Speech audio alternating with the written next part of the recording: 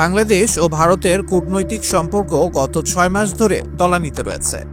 বিশেষ করে ৫ আগস্টের পর থেকে সম্পর্কের কোনো দৃশ্যমান উন্নতি হয়নি, বরং কূটনৈতিক উত্তেজনা বেড়েই চলেছে। গেল বছরের জুলাই আগস্টে বাংলাদেশে ছাত্র ও সাধারণ জনগণের উপর নির্বিচার হত্যাকাণ্ডের সময় ভারত নিশ্চুপ থাকলেও সম্প্রতি ধানমন্ডি ৩২ নম্বরের বাড়ি ভাঙচুরের ঘটনায় নিন্দা জানিয়েছে। এতে নতুন করে বিতর্ক তৈরি হয়েছে।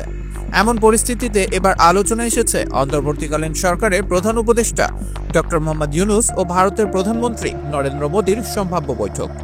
বঙ্গোপসাগরীয় দেশগুলোর আঞ্চলিক সহযোগিতা জোট বিমস্টেকের ৬ষ্ঠ শীর্ষ সম্মেলন এপ্রিলে থাইল্যান্ডে অনুষ্ঠিত হতে যাচ্ছে। এ সম্মেলনেই দেখা হচ্ছে বাংলাদেশের অন্তর্বর্তী সরকারের প্রধান উপদেষ্টা ডক্টর মোহাম্মদ ইউনূস ও ভারতের প্রধানমন্ত্রী নরেন্দ্র মোদী। সদস্য দেশ হিসেবে এই সম্মেলনে যোগ দেওয়ার কথা রয়েছে ভারতের প্রধানমন্ত্রীর।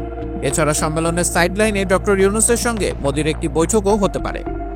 বৈঠকের বিষয়টি কোনো সূত্র নিশ্চিত না করলেও প্রধান উপদেষ্টার ব্যাংককে যাওয়ার বিষয়টি নিশ্চিত করেছেন পররাষ্ট্র উপদেষ্টা তৌহিদ হোসেন। এদিকে বর্তমানে বাংলাদেশ ভারত সম্পর্ক এক ধরনের অচলাবস্থায় থাকলেও এই বৈঠক দুই দেশের সম্পর্ক উন্নয়নে নতুন সুযোগ তৈরি করতে পারে। রাজনৈতিক বিশ্লেষকরা মনে করছেন এই বৈঠক পারস্পরিক স্বার্থের প্রশ্নে কতটা কার্যকর হবে তা নির্ভর করবে উভয় দেশের কূটনৈতিক অবস্থানের উপর। আবরার আহমেদ মাহি, দেশ দেশান্তর।